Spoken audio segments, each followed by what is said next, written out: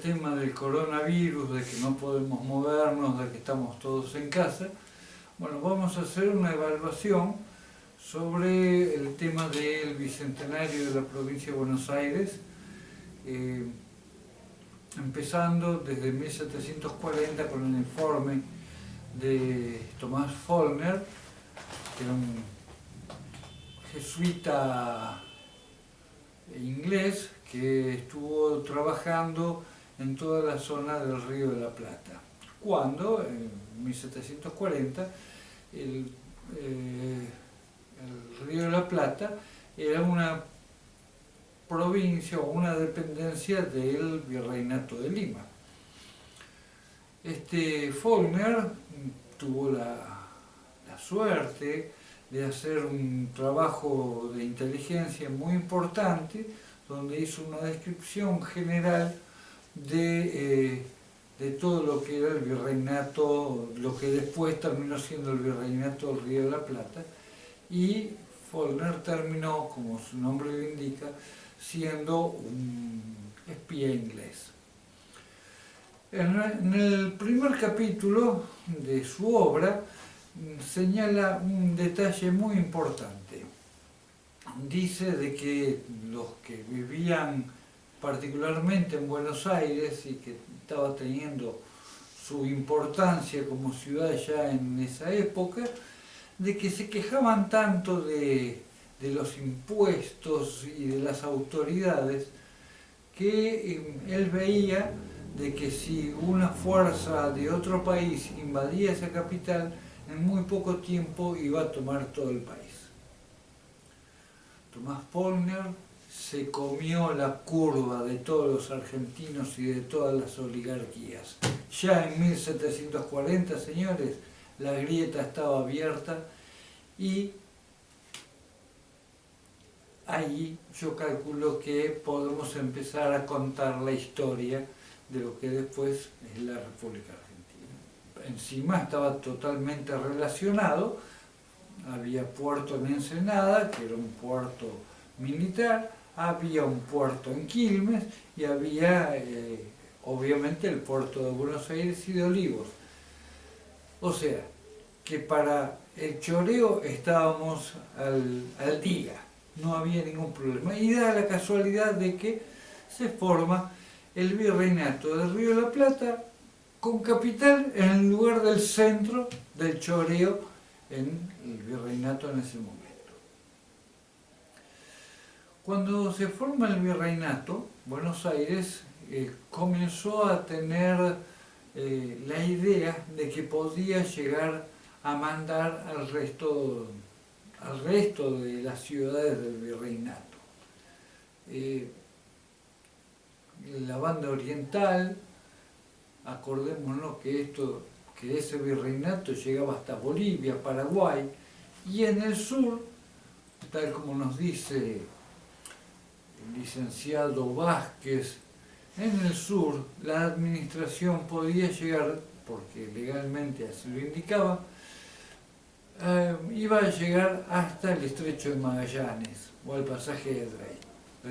En el sur, que es lo que más nos toca, porque tenemos que tocar el tema de la provincia de Buenos Aires, los indios, o los mal llamados indios, porque no eran indios, eran americanos originarios, habían tomado ya la costumbre de intentar integrarse al sistema que más les convenía, que era el de los españoles. Los españoles no les interesaba que se integraran, los españoles necesitaban esclavos, por eso tenían la mita o la esclavitud directamente. Distinto es el yanaconazgo, guarda, yanaconazgo a nivel desde donde se mira por los originarios es simplemente el traidor cipayo que trabaja para el contrario. ¿Bien? Tenemos que dejarlo bien claro porque siempre nos enseñan en la escuela que la mita y el yanaconazgo y no sabemos ni qué cuernos es una cosa y la otra. Bueno, decíamos, en el sur todas las tribus fueran Ununas, Acunas, fueran Oniken, fueran Aucas, fueran Araucas, que ahora los llamamos mapuches, todos de alguna u otra manera estaban intentando integrarse al sistema de la colonia. En Buenos Aires eso no les interesó, es más, de hecho no le dieron ni bolilla, los indios que estuvieran por allá del otro lado. En 1806 se cumple lo que Follner había sugerido, que era la toma de la ciudad de Buenos Aires por los ingleses.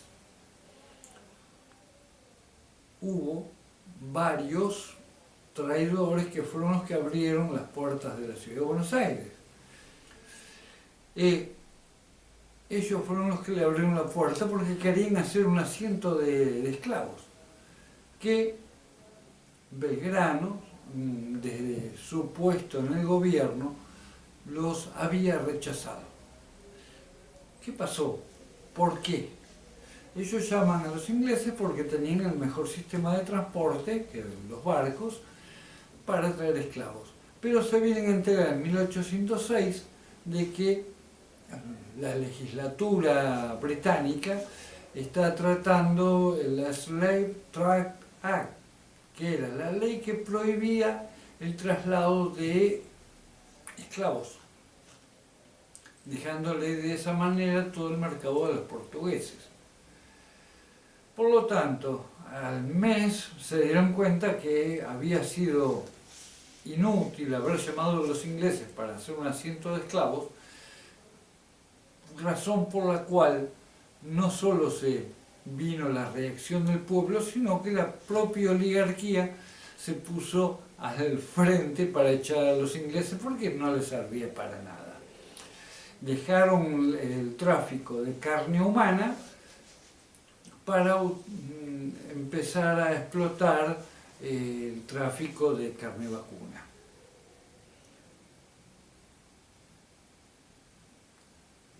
Ahí se termina con la invasión inglesa, ¿no? Y al poco tiempo, Buenos Aires ya estaba tomando esa iniciativa de querer mandar. Resulta que se produce lo del 25 de mayo de 1810. No vamos a dar consideraciones para eso, los historiadores lo explican bien, muy lindo, pero lo explican. No vamos a andar dando explicaciones, pero lo que sí vamos a remarcar es el gusto y la tendencia de la élite oligárquica de la ciudad de Buenos Aires en manejar a todo el resto de las ciudades. Tanto es así que lo intentan hacer de una forma tan caprichosa que termina teniendo sus reacciones. La provincia oriental, con Artigas a la cabeza, se alza Entre Ríos, se alza Santa Fe, Córdoba, se van formando las otras provincias. Buenos Aires ya deja de ir a la pelea de hispanoamericanos contra hispanoamericanos para sacarse el mote de españoles, es decir, por la independencia de España. Buenos Aires ya quería hacer su negocio, por lo tanto no le daba bolilla a las guerras. En eso estaba Mendoza con San Martín, estaba Salta con Güemes, y estuvo Heredia, pero Buenos Aires no. Buenos Aires estaba intentando negociar con las cortes portuguesas a ver si dejaba el gobierno a ellos, o con alguna corte española, inglesa, francesa, no importaba. Ellos ya no querían hacerse cargo de la responsabilidad de negociar, querían solamente la responsabilidad de mandar. Todo el sistema se cae en 1820, que en su momento la provincia de Buenos Aires se crea como consecuencia de que todo el resto de las otras provincias no quieren saber nada con Buenos Aires. No quieren que Buenos Aires las gobierne de la manera caprichosa que lo estaban haciendo. Y acá viene un dicho del general Juan Domingo Perón, que lo dijo obviamente después de 1820, que lo que tenía que haber hecho, lo digo yo esto, Buenos Aires, no es mandar, sino persuadir. Había que conducir, había que gobernar conduciendo y no mandando. ¿Por qué decimos eso? Establecida la creación de la provincia de Buenos Aires, 1820, no intentaron conducir persuadiendo, por ejemplo, a los indios, sino se quedaron muy contentos con un par de fortines que tenían armados acá a 100 kilómetros de la capital, de esa capital chica, menesterosa, porque 8 manzanas por 20 no es una ciudad, pero yo lo llamaban la ciudad y había sido la capital del virreinato, y querían que fuera la capital de la nación, y querían que fuera el centro de un gobierno que nadie puede imaginar cómo se iba a manejar. El tema es de que para 1820 esta gente tenía la posibilidad de administrar todo lo que no era Córdoba, desde Córdoba al sur hasta el pasaje de Drake, así como lo indica el licenciado Vázquez, pero no lo hace. Lo que hace es juntar una tropa y atacar a los propios indios que tenía supuestamente que gobernar. Aparece don Juan Manuel de Rosas y les dice, el gobernador elegido sigue con su campaña, ataca a indios que no tienen que atacar, porque no eran los que estaban robando el ganado que Martín Rodríguez decía.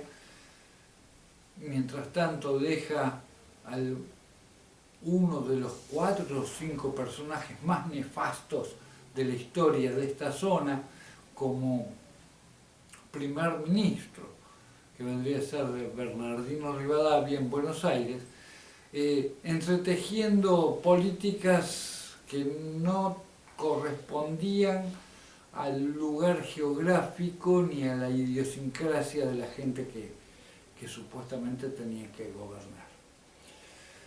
Atacó a los indios y Rosas le dijo, no lo hagas, hermano, porque, bueno, el tema fue de que tuvo que venir Rosas a ayudarlo a saber cómo zafar de la situación. Tuvo que armar una línea de defensa porque la gente de Buenos Aires no era capaz, no estaban capacitados para gobernar nada. Tanto como que un par de años después de que se había hecho el virreinato, se habían producido una serie de asentamientos. Un asentamiento fue el de Carmen de Patagones y otro que había sido anterior, un asentamiento posible en el río de los Gallegos. Sí, el río Gallegos, va. Para 1821, con un par de decretos, dejan a esos lugares o abandonados o como puertos piratas donde convivían indios, blancos, negros, totalmente desamparados, prohibiéndoles llevar sus mercaderías al puerto de Buenos Aires. ¿Por qué? Porque estaba más allá de la línea de los 100 kilómetros de los fortines que ellos pretendían mandar. Cuando tenían que administrar no solo la línea de fortines, sino toda la provincia de Buenos Aires hasta el canal de Beagle. Decíamos, para eso, en esa época, Además comenzó a formarse la primera industria argentina a través de los saladeros. Solamente la figura de los Rosas, los Terreros, que fueron los que se dieron cuenta de que había que persuadir para gobernar, hizo de que la indiada empezara a trabajar en función de esos saladeros. Eso no quiso decir que posteriormente no hicieron una campaña en el desierto, porque había indios, en este caso los ranqueles básicamente, o el chocorí que estaba en Choel, miro para allá porque para allá está Choel, ¿no?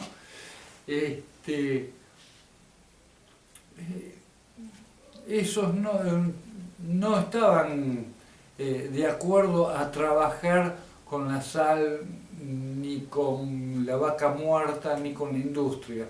Ellos estaban más en el tráfico de las cabezas de ganado para el contrabando con ingleses y con chilenos.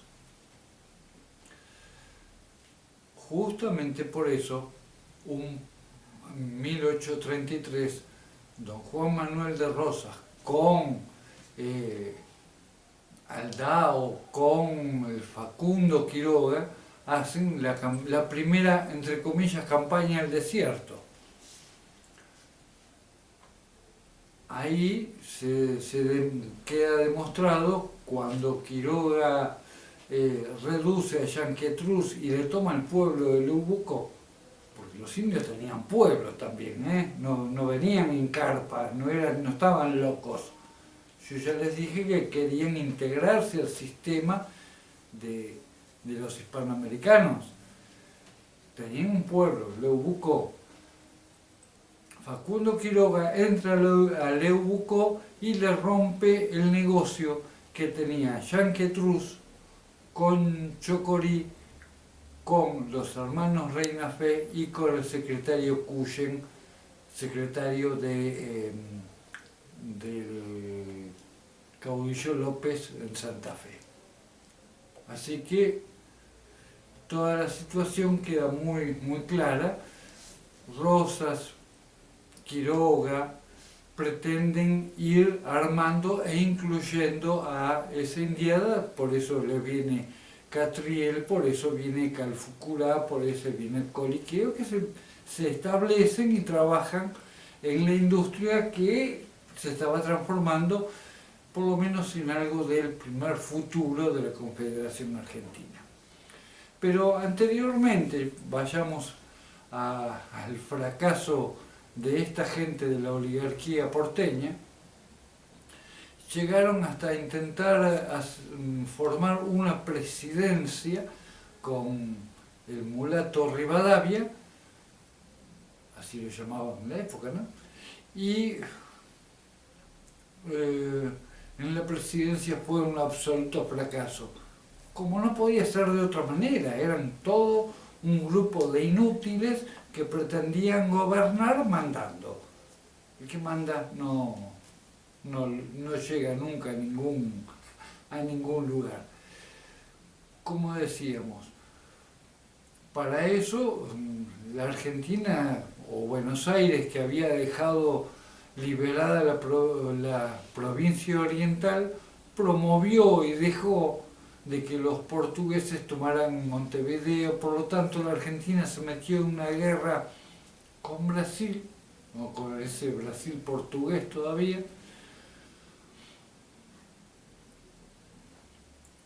La ganó militarmente, pero en los papeles no. En los papeles tuvo que dejar de que Uruguay fuese un país independiente, cuando era una provincia de las Provincias Unidas, y el ejército a la vuelta, cuando ya Rivadavia, tanta inutilidad, se tuvo que renunciar, vuelve el ejército y comete el primer golpe cívico-militar contra el gobierno de Manuel Dorrego. Rosas, un año después, no llegó al año después, termina con toda esa salvajada que fue lo que hizo Lavalle. Se armó una guerra civil junto con López, Lavalle, Paz, y la provincia de Buenos Aires empezó a tomar solamente el color de lo que Rosas empezaba a manejar, que empezó a manejar algo de política. Y hasta acá quedamos, porque hasta acá lo logramos contar con el licenciado Vázquez, que ya estuvo, y lo que va a venir posteriormente. Les agradezco, muy buenas noches, gracias.